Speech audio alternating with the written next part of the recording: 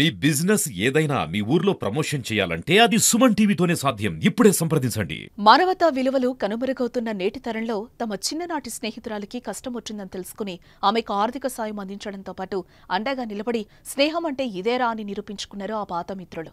నిర్మల్ జిల్లా భైంసాపట్నం నర్సాపూర్కి చెందిన చిన్ననాటి స్నేహితురాలు గడ్డం సరితకు కొన్నాళ్ల క్రితం వివాహమైంది. అయితే భర్త అకాల మరణంతో ఆపదలో ఉన్న చిన్ననాటి స్నేహితురాలి పరిస్థితిని తెలుసుకున్న స్నేహితులు ఆమెకు ఆర్థిక సాయంగా 42,000 రూపాయలు అందించారు. స్నేహం అంటే ఆనంద సమయంలో నిలబట్టమే కాదు, వారికి ఎంతటి కష్టం వచ్చినా అండగా నిలబట్టమే నిజమైన స్నేహం అని నిరూపించారు.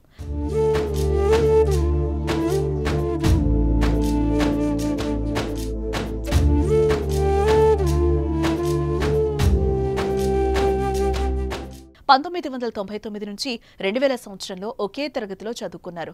అంటే దాదాపు 24 ఏండ్లు అవుతుంది. అయినా కూడా పాత స్నేహాన్ని వాళ్ళు మర్చిపోలేదు.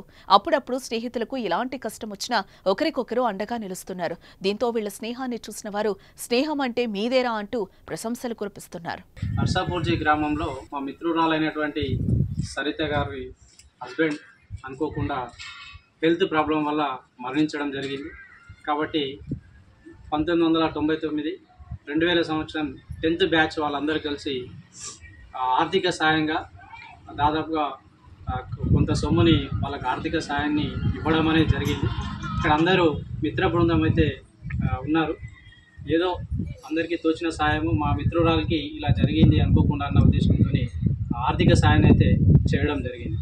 నర్సాపూర్ మండల కేంద్రంలో స్నేహితులైనటువంటి సరిత వాళ్ళ భర్త రాజేశ్వర్ అకాల మరణం చేయడం ద్వారా వాళ్ళ కుటుంబం అంతా కూడా చాలా బాధాకరమైనటువంటి పరిస్థితులు ఉన్నటువంటి సమయంలో మా నర్సాపూర్ సంబంధించినటువంటి ఏదైతే మిత్ర బృందం 2000 సంవత్సరంలో చదువుకున్నటువంటి అందరూ కూడా ఈరోజు ఇక్కడికి రావడం అనేటువంటి జరిగింది.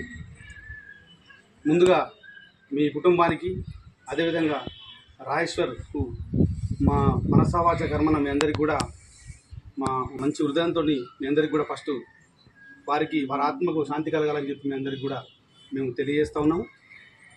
దానికి తోడు మా నర్సాపూర్ సంబంధించినటువంటి 2000 బ్యాచ్ మిలీనియం బ్యాచ్ ఏదైతే ఉందో వీళ్ళందరూ కూడా నిజంగా మా స్నేహితులుగా చెప్పుకోవడం కోసం ఈరోజు మేము చాలా గర్వపడుతున్నాం.